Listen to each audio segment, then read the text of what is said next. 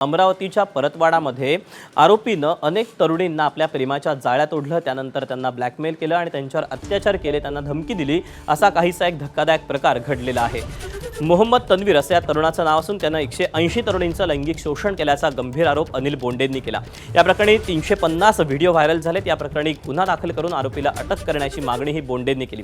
गेल्या 3 दिवसांपासून video viral होत असताना पोलिसांनी कारवाई का केली नाही असा सवाल बोंडेंनी विचारला। या प्रकरणी एसआयटी चौकशीची मागणीही त्यांनी केली आहे।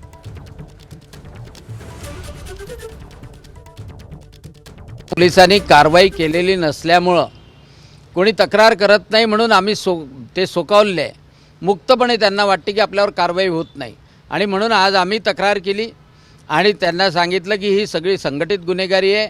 संघटित गुन्हेगारीच्या अंडर अल्पवयीन मुली आहे म्हणून पोक्सोच्या अंडर आणि त्याचप्रमाणे अश्लील व्हिडिओ हा सातत्यानं प्रसारित करतोय, त्याच्यापासून मुलींना ब्लॅकमेल करतोय, त्यांच्या जीविताला धोका निर्माण होतोय। त्यामुळे सायबर गुन्ह्याखाली ताबडतोब त्यांना अटक करण्यात यावी। एबीपी माझा, उघडा डोळे बघा नीट।